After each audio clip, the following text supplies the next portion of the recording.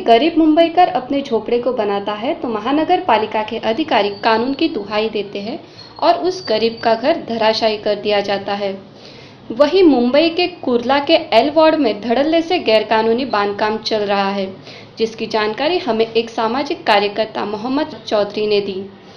पेश थी सईद शेख की एक रिपोर्ट। पालिका के एल वार्ड नंबर 158 में बड़े ही धड़ल्ले से जो है गैर कानूनी तरीके से कई सारे कंस्ट्रक्शन के काम चल रहे हैं, जिसे रोकने के लिए एक सामाजिक कार्यकर्ता इस समय हमारे पास में है, हमारे साथ हैं। आइए हम उनसे आपका तारुफ करवाते हैं और उनसे जानते हैं कि ये जो काम हो रहा है ये किसकी शय पे हो रहा है, किस तरीके से हो रहा है। आप बताइए, आपका नाम क्या है सर?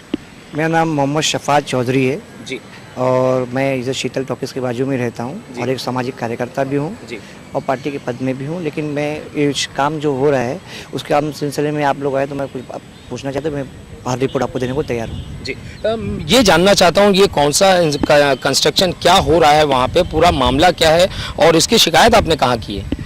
ये जो मामला जहाँ पे काम चालू है ये अपने हबीब हॉस्पिटल जो लैंडमार्क है, जो हॉल रोड पे कोटला स्टेशन जो रास्ता जाता है शालीमार होटल के बाजू में और बराबर नगर सेविका के ऑफिस के बिल्कुल सामने बीएमसी का डिजास्टर मैनेजमेंट का ऑफिस भी बाजू में ही है। और यहाँ पे एक पुरानी चौल थी, उस चौल के ऊपर इलीगल कंस्ट्रक्शन का काम +2 का किया गया है, जो करीबन 5000 स्क्वायर फीट काम किया गया। 40 रूम बनाने का काम उसमें हुआ है और एक रूम शायद 180 से 200 स्क्वायर फीट का बनाया गया है और जिसमें इसकी कीमत लगाई गई है 7,000 से 8,000 रुपया पर स्क्वायर फीट से बेचा जा रहा है।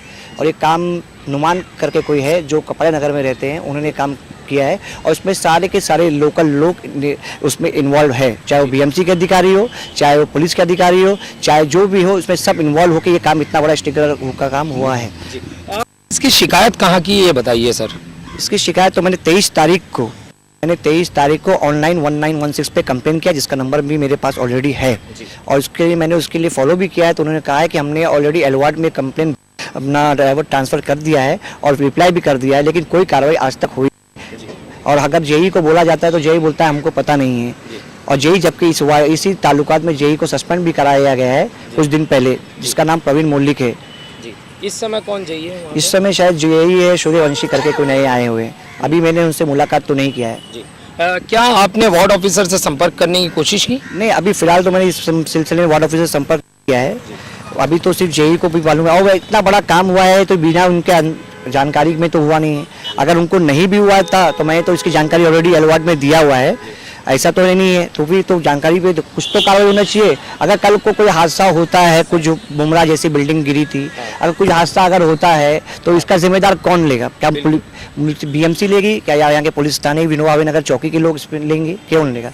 बिल्कुल, ये तो सवाल अपने आप में बनता है कि इसकी पूरी जानकारी कौन लेगा और इस पे सख्ती से निपटेगा कौन। इस तरीके के स्ट्रक्चर जब बनते हैं तो किसी की मौत पे, किसी की लाश पे ही बनते हैं, क्योंकि आने वाले पिछले समय में जिस तरीके से मुंबई महानगर पालिका के आदेश के बिना बनाई कई सारी बिल्डिंग जो धाराशायी हो गई है और मुंब्रा जैसे शहर के अंदर जो हादसा हुआ है, कई लोग उसमें दब के जो है मरे हैं, फिर भी कहीं ना कहीं बीएमसी मुंबई महानगर पालिका की आंख जो है वो खुलने के लिए तैयार नहीं है।